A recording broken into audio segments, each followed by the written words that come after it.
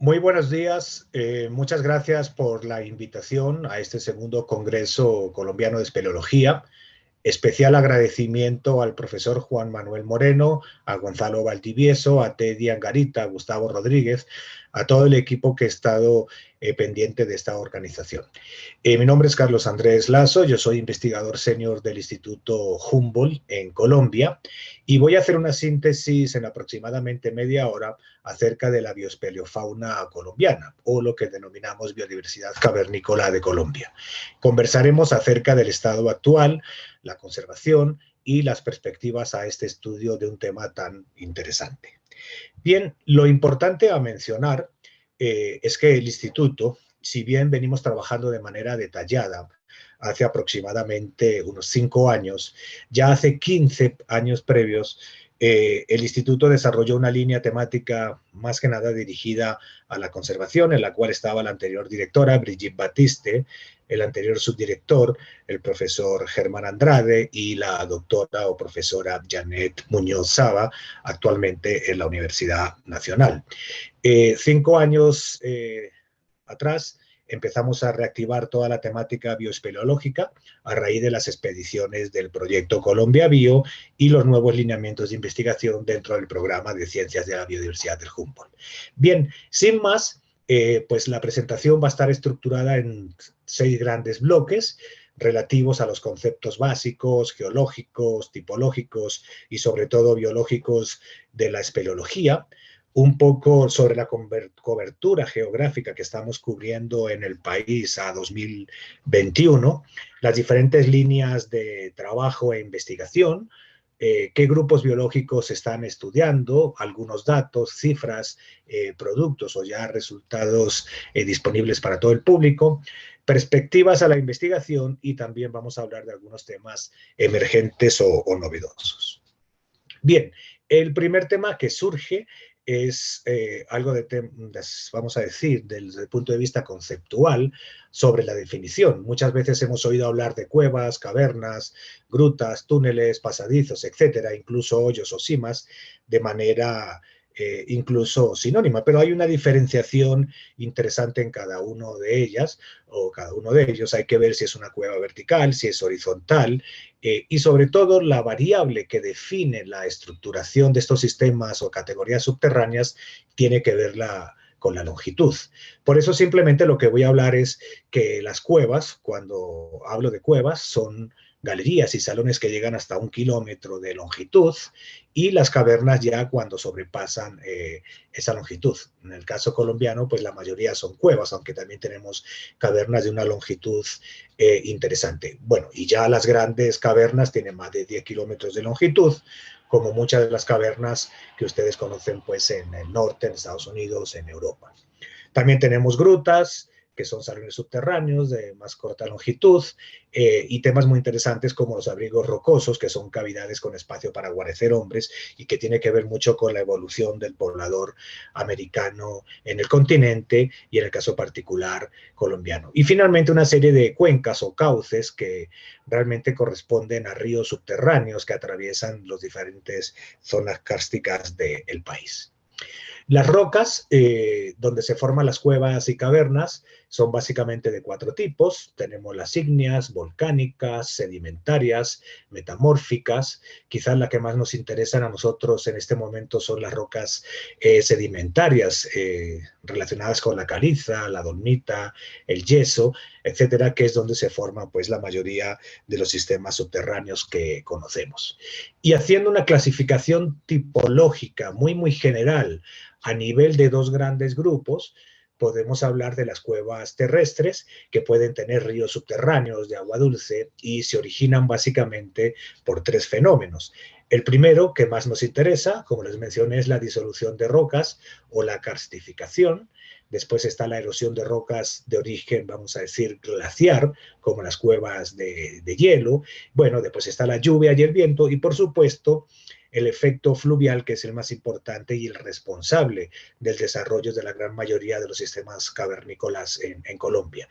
Y bueno, hay otro fenómeno que tiene que ver con el enfriamiento por la lava volcánica y los clásicos tubos de lava. Bueno, y en el otro extremo encontramos las cuevas acuáticas, que pueden ser marinas y de agua dulce, pueden estar completamente sumergidas en el caso de las egualinas y tienen la misma concentración de salinidad que el mar. Tenemos las cuevas limnéticas, que están completamente inundadas y son las cuevas clásicamente de agua dulce que tenemos en el territorio continental, independiente de la altitud. Y finalmente, otra categoría de cuevas que veremos más adelante, que son las anquialinas, donde existen aguas salobres, una mezcla de agua de origen dulce acuícola, y otra marina, son las cuevas costeras de la región insular, Pacífico y Caribe. Considerando entonces todos estos elementos geológicos e incorporando todos los aspectos biogeográficos, geológicos e incluso hidrográficos, pero desde el punto de vista de la paleohidrografía, de acuerdo a lo que ocurrió en el pasado, venimos realizando unos trabajos de investigación con la profesora Muñoz Saba y mi persona, que van a salir este año en el libro Reporte y Estado en Tendencias de la Biodiversidad en Colombia, donde reconocemos 5 grandes categorías de sistemas subterráneos. La primera, los karst, y dentro de los karst se encuentran 13 categorías inferiores, básicamente están en la región andina, en departamentos como Cundinamarca, Boyacá, Santander, norte de Santander, e incluso se extiende a Perijá, a toda la serranía de Perijá, y la cuenca del río Ranchería. Y también tenemos en el otro extremo las cuevas sumergidas o semisumergidas, marinas o anquialinas, que hemos hablado previamente, como las que hemos observado en el archipiélago de San Andrés, Santa Catalina y Providencia. Estas son las clásicas cuevas o cavernas que conoce el público, pero después tenemos otros sistemas de cuevas cuarcíticas que también se reconocen como pseudokarst y están asociadas fundamentalmente al escudo guayanés, con 4 categorías, tanto en el Amazonas como en el Orinoco, y corresponden a la Serranía de la Lindosa, al Parque Nacional Natural Chiribiquete, a la Sierra de Macarena y a la Formación Araraquara. Otros elementos menos conocidos que tienen que ver con el efecto de disolución y de infiltración de las aguas es lo que se denomina la subfusión o piping, donde tenemos 4 categorías en el desierto de la Tatacoa, en algunos valles o regiones semidesérticas de la Guajira, ciertos valles del Chocó y en el valle de Aburrá. Y finalmente, podemos definir lo que llamamos categorías antropogénicas u otras, en las cuales se encuentran minas, túneles y los famosos organales del departamento de Antioquia. Como les dije, esto tiene que ver con la clasificación biológica de manera preliminar, biogeográfica, a todos estos elementos geológicos y geomorfológicos considerados. Bien, pues entonces, haciendo un análisis inicial de todo el catastro, entre comillas, espeleológico de Colombia, encontramos que en esta enorme diversidad o esta gran variedad de geoformas que encontramos en el país, la mayoría de ellas están registradas en el departamento del Santander, casi con un 78%, y después Antioquia y Cundinamarca. Pero básicamente, bueno, además de que están asociadas a las cordilleras andinas, tiene que ver mucho con la prospección y con la investigación. Es obvio que la mayor parte del trabajo se ha realizado en esta región andina y que tiene que ver pues con la presencia de universidades y centros de investigación, pero hay un potencial enorme en Colombia de encontrar más de 1 millar de sistemas subterráneos, muchísimo más. Bueno, y también tratando de elaborar o de recoger los diferentes tipos de estudio, los enfoques en la gran mayoría, un 46% aproximadamente, tienen que ver con el tema geológico, ¿sí? Y otro componente con los aspectos de carácter biológico, que es lo que nos interesa en este caso. Pero bueno, no llegamos ni siquiera a un 20%, por lo cual hay muchísimo trabajo que hacer. Por supuesto, hay temas fotográficos, topográficos, la topografía de las cavernas y cuevas es fundamental a la hora de que hacemos los trabajos, por su correlación no solamente con temas de seguridad, sino con la disposición o distribución a nivel ecológico interno de los diferentes elementos biológicos, bueno, el impacto ambiental que se generan por muchas de las actividades antrópicas, la importancia arqueológica de las cavernas como refugios y por supuesto paleontológico, como veremos más adelante, y algunos aspectos médicos relacionados con la toxoplasmosis o con los vectores de la rabia con algunos vampiros. Bueno, estas son algunas de las ilustraciones de cuevas típicamente kársticas del departamento de Santander, con un desarrollo particular de los espeleotemas. Tomen en consideración que muchos de los organismos que estamos empezando a estudiar están asociados de cierta manera a estas características de las cuevas, la presencia o ausencia de agua y por supuesto el desarrollo de los espeleotemas.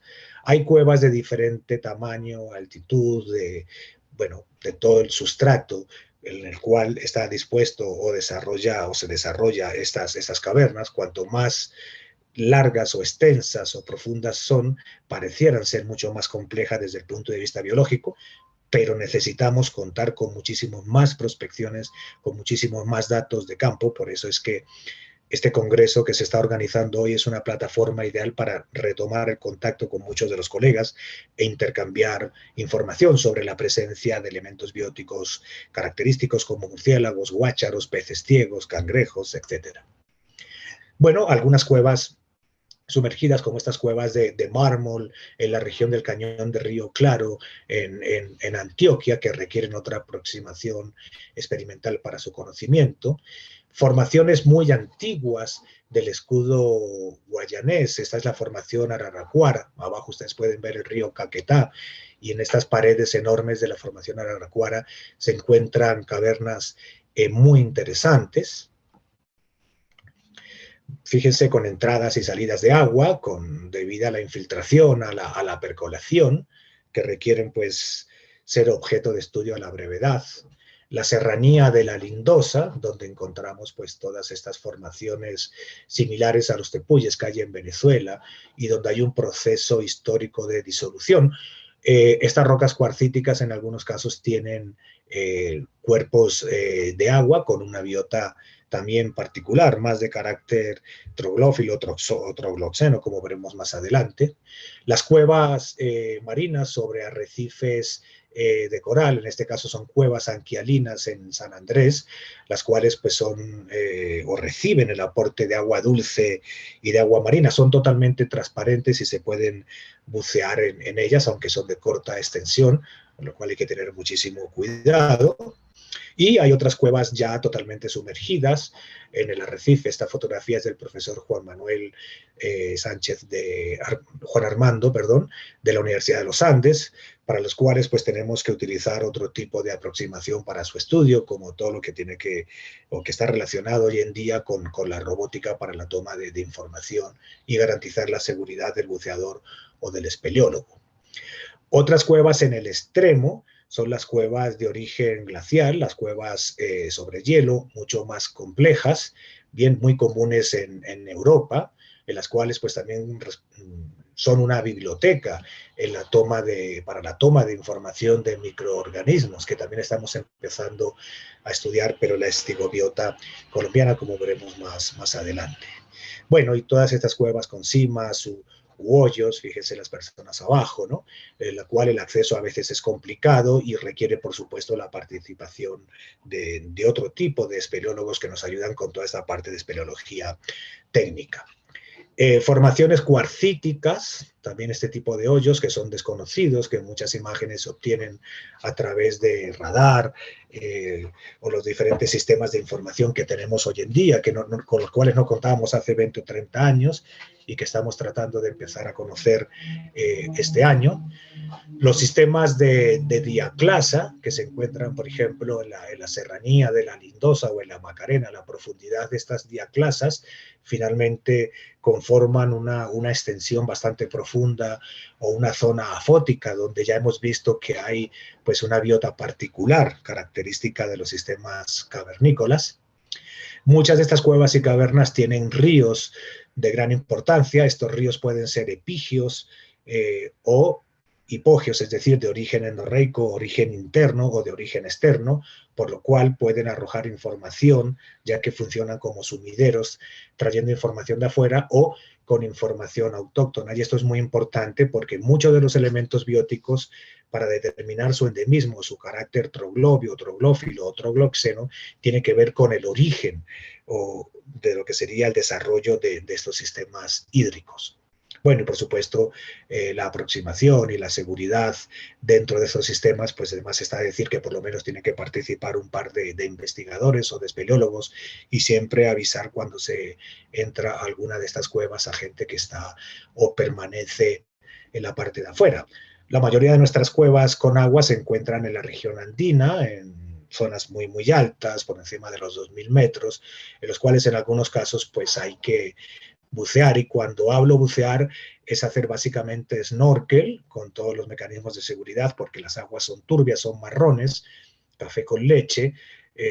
Por lo general, durante todo el año, solamente en los meses de extrema sequía, las aguas son totalmente transparentes, pero bueno, se levanta mucho el cieno, el fondo, el fango, y eso es bastante peligroso. Hay que tener pues una preparación adecuada para ello. Bien, y entonces entrando ya en la clasificación de los organismos subterráneos o cavernícolas, básicamente se trabaja o se usan tres términos que son comunes en la literatura. Los primeros son los troglosenos, que necesitan regresar periódicamente a la superficie para completar su ciclo de vida. Y lo que limita su distribución, pues básicamente es el alimento, y es el caso característico de los murciélagos, los guácharos o las aves nocturnas, algunos opiliónidos, amblipígidos, grillos, roedores, sapos, mosquitos, etcétera. Después tenemos a los troglófilos, que vendrían siendo los cavernícolas facultativos, los cuales son capaces de completar su ciclo de vida tanto en el medio subterráneo como en el medio superficial externo o exocárstico, y tienen poblaciones en ambos sistemas. Eso ocurre con muchos peces y muchos cangrejos, que literalmente entran y salen de acuerdo a sus condiciones. Y por último, en el extremo encontramos las especies propiamente cavernícolas, que son las troglobias, y están restrictas al medio subterráneo, y por lo general muchas de ellas presentan adaptaciones a estas condiciones de aislamiento. Muchos invertebrados diminutos, cangrejos, peces y otros vertebrados. Fíjense, por ejemplo, este pez cavernícola que es ciego, no tiene ojos. Tenemos un amblipígido que puede ser considerado como troglófilo. El pez es un troglobio. Este cangrejo, si bien es trogloxeno, ya tiene adaptaciones morfológicas de especies típicamente cavernícolas. Bueno, y el clásico guácharo. Bueno, entonces, haciendo esta recopilación de información publicada al día de hoy, vemos cómo el mayor porcentaje de los organismos que tenemos en las cuevas colombianas corresponden a las especies troglófilas, y después todo lo que sería el componente de trogloxeno. Apenas tenemos información de las especies troglobias, pero esto se debe a la falta de trabajos en la región y en las diferentes temáticas y grupos a considerar. Bueno, uno de los organismos quizás clave por todos los servicios ecosistémicos que presenta o que muestra tiene que ver con esta ave nocturna, los guácharos y toda la dispersión de semillas, sobre todo de palmas, y es un buen bioindicador de las condiciones o de la integridad biótica alrededor de la cueva, porque recuerden que ustedes que estos organismos tienen que desplazarse decenas e incluso cientos de kilómetros para alimentarse. Tienen una distribución muy amplia en América del Sur, pero por lo general limitada a estas formaciones kársticas, subkársticas en el caso de la región andina o de la cordillera de la costa en Venezuela o de la serranía de Perijá, y todo lo que vendría siendo el escudo guayanés de Colombia, Venezuela, las Guayanas y norte de Brasil. Pero también encontramos a veces organismos divagantes, como encontramos recientemente en el río Vita, en la Orinoquía colombiana. Por supuesto, por antonomasia, los murciélagos son los elementos biológicos característicos de las cavernas, que viene estudiando la profesora Janet Muñoz, y con ellos, pues bueno, ya hemos construido en esta ficha red una información pues muy completa sobre la diversidad de este grupo, las condiciones de endemismo, las condiciones de amenaza o de conservación, los diferentes gremos tróficos, insectívoros, nectarívoros, polinívoros, frugívoros. Hay especies que son pues las vampiros clásicas, y bueno, ya hablamos de su condición de ser troglófila o trogloxena. Los murciélagos prestan o brindan unos servicios ecosistémicos muy importantes. Bueno, y el otro grupo biótico también muy importante tienen que ver con los invertebrados terrestres, en los cuales no solamente hay arácnidos, amblipígidos o piliónidos, sino también encontramos otras formas diferentes a los artrópodos, como son los moluscos, estos caracoles característicos del Parque Nacional de los Guácharos en el departamento del Huila. Son especies que todavía tenemos que clasificar como troglófilas o trogloxenas o troglobias, todavía no tenemos información al respecto. Pero bueno, haciendo una síntesis pues, de la composición de estos grandes grupos estudiados, la mayoría, más del 90%, resulta ser artrópodos. Bueno, y dentro de esta fauna cavernícola, hemos hablado de la fauna cavernícola, las formas voladoras o las formas terrestres, vamos a encontrar especies que son netamente acuáticas y es lo que se conoce con el término de estigobiota. Y al igual que en el caso anterior, pues de acuerdo a su distribución y al tiempo que pasan viviendo dentro de una cueva, pueden ser estigócenos, estigófilos y troglófilos. Y tenemos, bueno, muchísimas fases inmaduras de macroinvertebrados acuáticos. En algunos casos tenemos adultos, como ciertos coleópteros, pero muchos de estos elementos, bueno, y algunos hemípteros, pero muchos de estos elementos son fases inmaduras de estos organismos que completan su ciclo de vida en las cavernas. Y es muy importante mencionar que con las investigaciones que hemos venido realizando en la región andina, en Santander, vemos cómo la fauna estigobiótica de estas cavernas es muy diferente a la fauna externa, es decir, a los macroinvertebrados acuáticos que se encuentran en el exterior. E incluso hay diferencias entre cavernas, pero bueno, apenas tenemos un N muestral de 5 a 10 cavernas analizadas a profundidad, aunque hay datos puntuales adicionales que venimos trabajando con el profesor Hernán Aristizábal y con Laura Garzón de Equal en este grupo. Bueno, hay elementos microscópicos como ciertas amibas, que es lo que formaría parte de la estigobiota derivante que a veces entra o proviene de la superficie epígea, bien, y bueno, los característicos peces cavernícolas y por supuesto los cangrejos.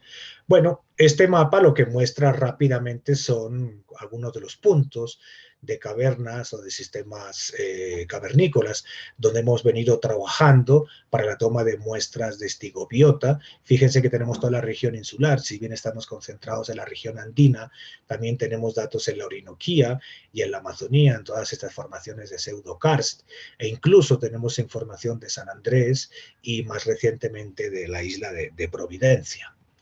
Bueno, otro grupo también particular y típico, conocido para muchos de ustedes de las cavernas, son los cangrejos. Estos, bueno, requieren una aproximación diferencial para su colecta. Al ser aguas muy frías, tenemos que trabajar con trajes estancos o secos. Y en Colombia tenemos al menos 7 especies cavernícolas, casi todas, pues o la gran mayoría asignadas al género Neostrengeria. No voy a hacer mucho énfasis en ella, en este grupo. Después tenemos el género Hipolobocera y Cyclocarcinus, que son especies más de tipo ocasional o accidental. Y al igual que otros grupos, pues tenemos información sobre su distribución en los diferentes sistemas cavernícolas del país que venimos actualizando continuamente de acuerdo a las salidas de campo. Para cada una de estas especies tenemos información sobre cuevas, municipios, altitud. Esto ya fue presentado en el anterior Congreso de Espeleología que hicimos en San Gil hace un par de años. Y simplemente mencionar que Colombia es el segundo país a nivel mundial con la mayor riqueza de cangrejos de agua dulce y el segundo también en cangrejos cavernícolas. Bueno, este esquema que construimos es importante, se los menciono aquí, aquí están listadas todas las especies, su característica de endemismo y el nivel de amenaza, y bueno, sus condiciones estroglófila o troglobia, ¿no? Hasta el momento tenemos a Neostrengeria sketi como una especie que se encuentra en peligro. Y bueno, además de los cangrejos, también tenemos otros organismos como los camarones de agua dulce del género Macrobrachion, que se encuentran, pues, o los hemos observado en sistemas de diaclasas en la serranía de la Lindosa. Bueno, ya a nivel de conservación, ya le comenté, tenemos a Neostrengeria sketi. Fíjense estas condiciones o estas características troglomórficas de este albinismo. Y bueno, ya pasamos al grupo también característico de las cavernas, como son los peces ciegos. Estos peces que ustedes pueden ver, el desarrollo de un ojo, hemos encontrado en una población de apenas 100 metros, individuos con ojos, sin ojos, con un desarrollo orbital diferencial, al igual que la pigmentación. Es el típico color de estas especies que encontramos en las cuevas. Hago un llamado a los diferentes colegas espeleólogos que me contacten, por favor, cuando observen estos peces, porque son unos elementos clave para la conservación de las cavernas. Y bueno, a la fecha tenemos 8 especies, todas del género Trichomicterus, en 2 departamentos, Santander y La Guajira, y básicamente todas asignadas a la cuenca, a la gran cuenca del Magdalena y a la cuenca del Ranchería, que afluye directamente al Mar Caribe, ¿no? Aquí es una información que generamos ya hace unos años, que estamos actualizando con el patrón de distribución de cada una de estas especies. También contamos con información detallada sobre su presencia en los diferentes municipios, altitud.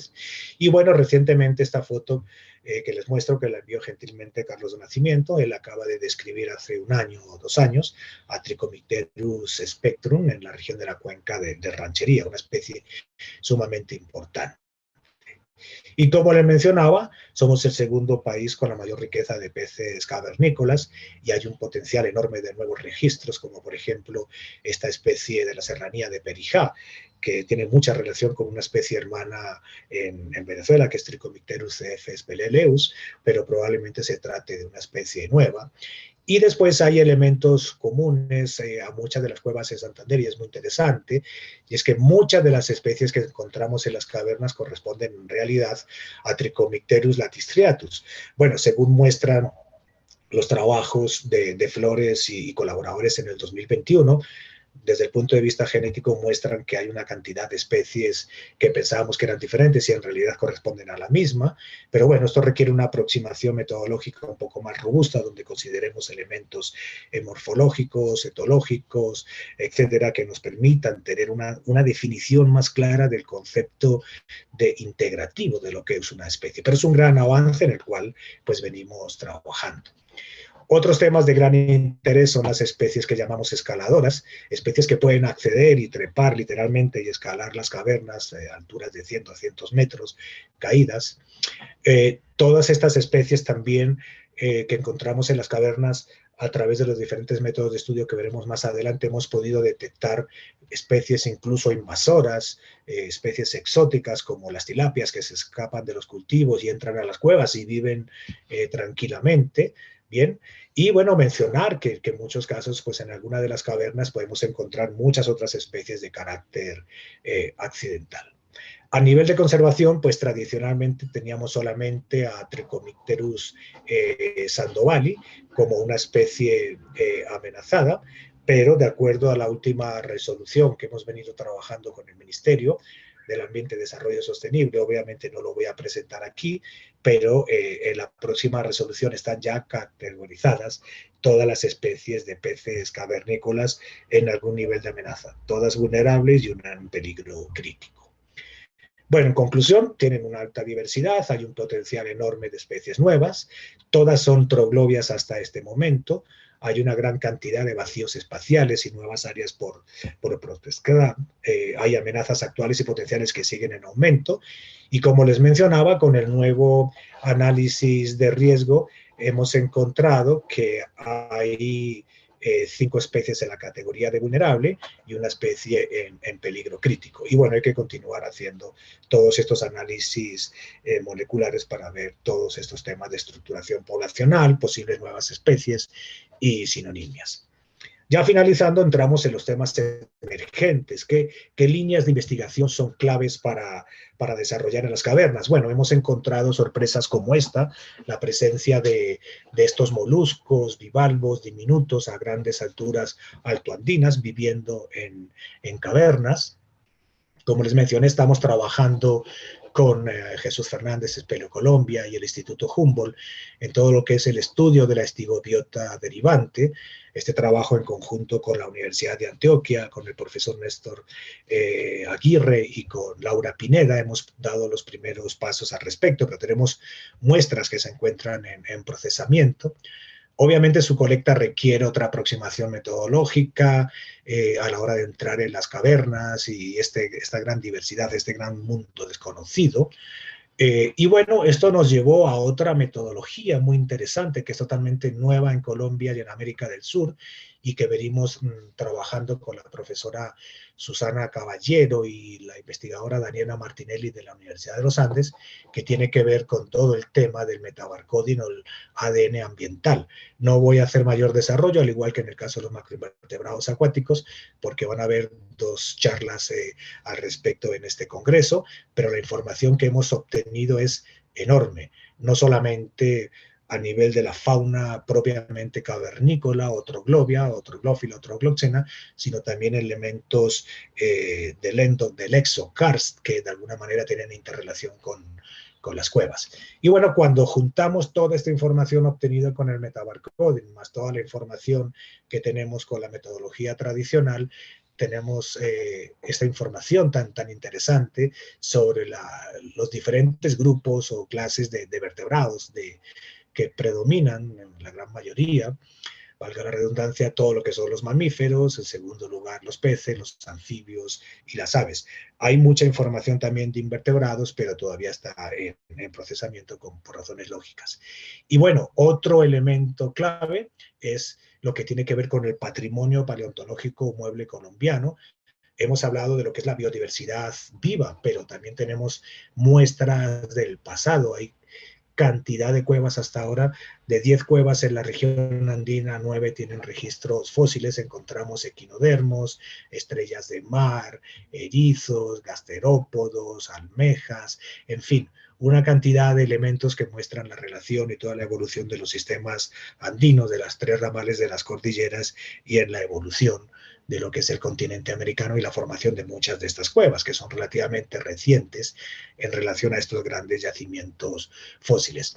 Y por último, yo les comentaba al principio, todo lo que tiene que ver entre los sistemas subterráneos también están todo lo que hemos denominado como abrigos rocosos, y desde hace un par de años venimos trabajando con el profesor Castaño Uribe en la interpretación de lo que vendría siendo la biodiversidad extinta y actual en estos abrigos rocosos y su relación con los primeros pobladores del continente americano, sea la Serranía de la Macarena, sea la Lindosa e incluso pues el Parque Nacional Natural Chiribiquete. Bueno, ya con esto cierro, no sin extender el agradecimiento a una gran diversidad de colegas y de fuentes de información, institutos, organizaciones, gente que ha participado con nosotros en el campo, en la identificación en el laboratorio, garantizando la seguridad. Seguramente me olvido mucho de ellos, pero a todos muchísimas gracias.